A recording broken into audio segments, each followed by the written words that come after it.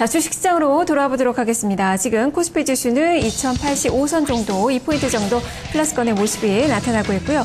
외국인 투자가들의 매수세가 더해집니다. 현선물 시장의 동반 매수세가 확대가 되면서 지수는 플러스권의 움직임 보여주고 있습니다.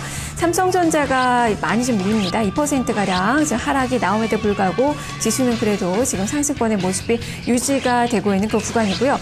앞서 점검해봤던 이 금융 섹터가 지금 상승폭 빠르게 더 키우면서 업종 지수도 올라서고 종목별로도 지금 BS 금융지수가 7% 이상의 급등권의 모습, 기업은행도 4% 정도의 상승세, 증권주들도 더 대형주들 위주로 또 힘을 내는 그 모습이 펼쳐지고 있다는 점 특징입니다. 그리고 배당 섹터가 오늘도 강한 그 움직임이 나타나고 있는 점도 특징인데요. 이 부분을 한번 점검해 볼까요? 좀 특징적인 점들과 함께 좀 살펴주시죠, 허 의원님.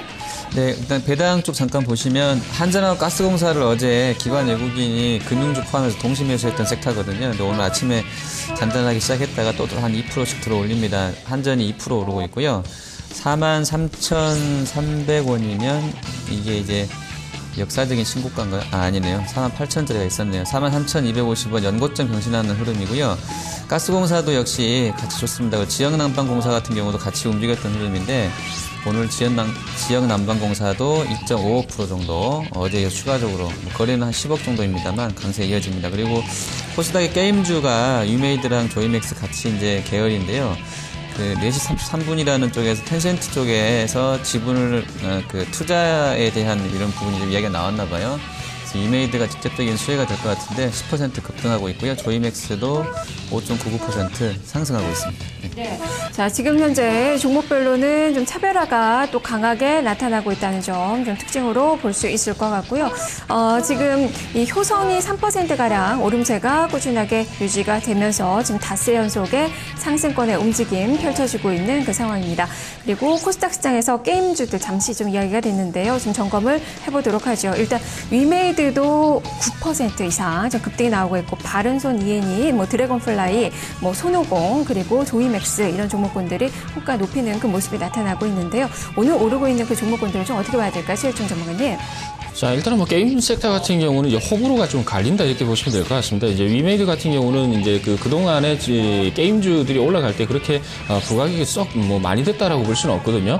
바닥에서 좀 행보를 하다가 지금 오늘 좀 장대 항목이 나오는 부분인데, 내용이 뭐 있는 부분이기 때문에 지금 올라간다 이렇게 보시면 될 것 같습니다. 텐센트와 라인 컨소시엄 뭐 이렇게 이제 뭐 형성이 돼서 이 투자금을 좀 유치하는 뭐 협상을 좀 진행을 하고 있는 것 같습니다. 그래서 그 부분에 대해서는 이제 이 호재성 재료 좀 받아들여야 된다라고 볼 수는 있겠습니다만은 이 자금을 유치한 부분에 대해서는 크게 메리트는 없다. 다시 말씀드리면은 모바일이라든가 이 게임 섹터 이제 그런 쪽 같은 경우는 무조건 성공을 해야 됩니다. 이 게임 쪽에서 흥행을 해야 되는데 게임은 애들한테 물어봐라 뭐 이렇게 지금 이야기를 하고 있지 않습니까? 그 부분 뭐냐면은 초등학생이나 이제 중학생 쪽으로 봤을 때 나이가 어린 이제 그 청년층 이런 쪽 같은 경우는 이제 게임에 대해서 굉장히 민감합니다. 그래서 굉장히 호불호가 좀 갈리거든요. 그래서 그런 부분을 봤을 때는 이제 게임 섹터는 단발성으로 조금 이제 매매는 가능하되 중기적으로 가지고 가기에는 위험하다 이렇게 보시면 될 것 같습니다. 그래서 전체적으로 봤을 때는 이제 대응하기가 좀 어려운 섹터가 아닌가 이렇게 보고 있습니다. 네, 그리고 지금 코스닥 시장에서 급락이 좀 나오는 종목이 있습니다. 서울반도체뿐만 아니라 지금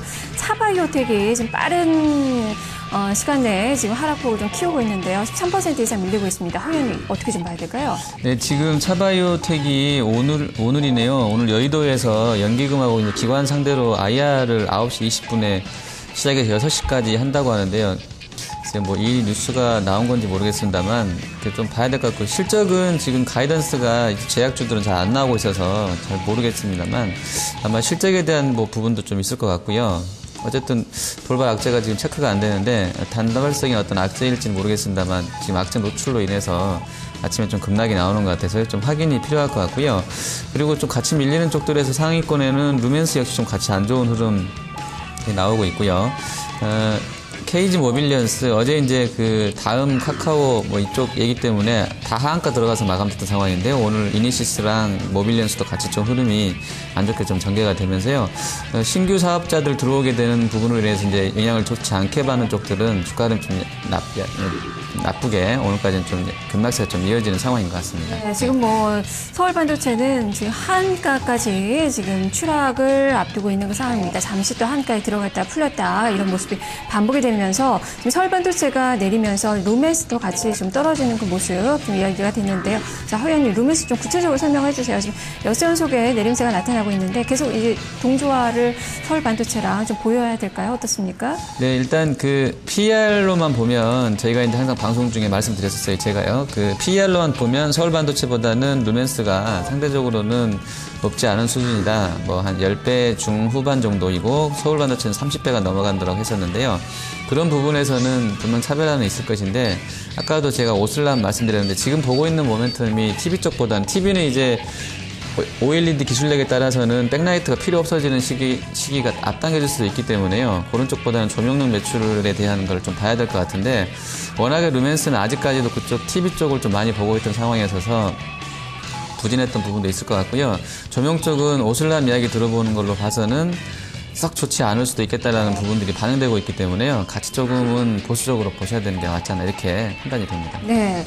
자, 지금 이 서울 반도체든 전체적으로 대형주 쪽에서 급락이 나오는 종목군들이 좀 많아서 지금 코스닥 지수가 조금 더 밀렸습니다. 4.74포인트 하락, 540선 지켜주나 했는데 지금 536선까지 떨어지면서 0.9%가량 마이너스권의 움직임 나오고 있고요.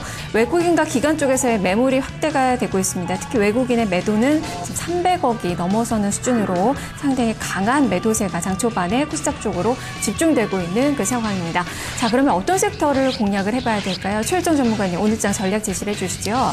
자, 일단 초반에 제가 말씀을 드렸지 않습니까? 이제 은행 쪽 섹터하고 증권 섹터, 건설 섹터는 오늘의 핵심이다. 이렇게 말씀을 드렸습니다. 그래서 그 종목들, 섹터의 그 핵심되는 종목들 중심으로 매매를 갖다 좀 하시면 될 것 같고, 작은 종목들, 코스닥 종목 중에서 개별 종목 성격으로 봤을 때는 일단은 DHP 코리아와 삼천당제약 이 두 종목을 좀 관심 있게 보시면 될 것 같은데, 인공 눈물이라든가 이런 쪽에 이제 성장세 상당히 주목을 받고 있다 이렇게 보고 있습니다.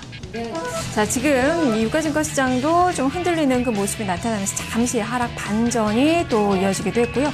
삼성전자가 지금 밑으로 조금 더 보면서 136만 원 선에서 움직임이 나타나고 있습니다. 자, 허 의원님, 오늘 삼성전자와 네이버 보자라고 말씀해 주셨는데요. 전략 어떻게 주실까요? 네, 전자가 지금 30분부터 그 컨퍼런스 콜 들어갔거든요.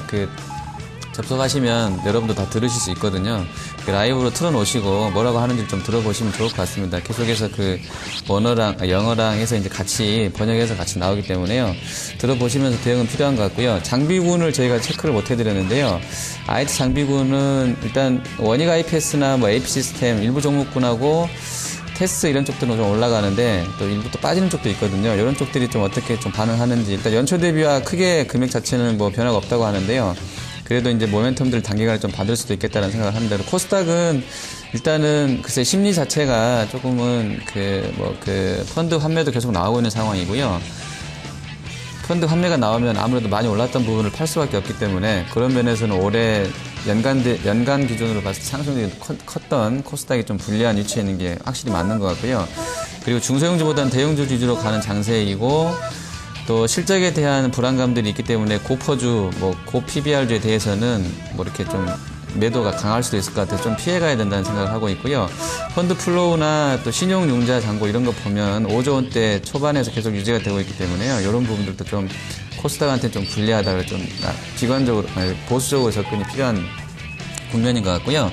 섹터는 글쎄 지금 현재 한 30분 통과하고 있는데 어제랑 유사하게 전개되는 것 같습니다. 고배당주라든지 은행증권건설, 트로이카 쪽으로 해서 시세는 계속 좀 붙여지는 것 같습니다. 네, 그렇다면 코스닥이 지금 낙폭이 좀 확대가 되면서 장주 저점을 계속 낮추고 있습니다. 1% 넘게 밀리고 있는데요. 좀 코멘트 간단하게 좀 들어보죠. 최일정 전문가님, 코스닥 시장에 대한 전략 좀 제시를 해주시죠. 자, 코스닥은 지금 지수는 빠졌죠. 근데 반등이 나왔다라고 보시는 게 맞아요. 왜 그러냐면은 지금 차바이오텍이 지금 하한가 들어가 있죠. 서울반도체 거의 하한가입니다. CTC바이오가 9.5%, 루멘스가 6% 떨어져 있는데 핵심 대형주 쪽으로 지수를 갉아먹고 있기 때문에 좀 안 좋아 보일 수도 있겠습니다만 대체적으로 봤을 때 다른 종목들은 조금 회복될 가능성이 좀 크다 이렇게 보시면 될 것 같습니다. 근데 서울반도체 저때도 한번 말씀을 드렸지 않습니까? 북미의 이렇게 특허 관련해 가지고 소송을 하고 그런 부분은 이제 영업적인 측면에서 이익이 안 되기 때문에 이제 적극적으로 대처를 하는 부분이거든요. 좀 안 좋다라고 분명히 말씀을 드렸는데 일단은 가격적인 측면이 오늘 적용이 된다라고 했을 때는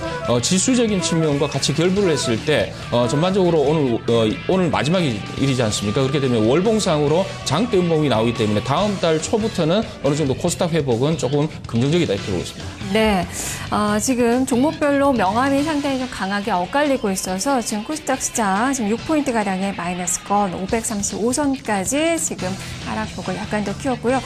코스피 지수는 지금 잠시 하락 반전됐다가 플러스권으로 다시 만들어 놓고 있습니다. 2084선 정도에서 움직임이 지속되고 있습니다. 개장 상황 살펴봤습니다. 탑팀 중계석이었습니다. 두 분 말씀 잘 들었습니다. 감사합니다.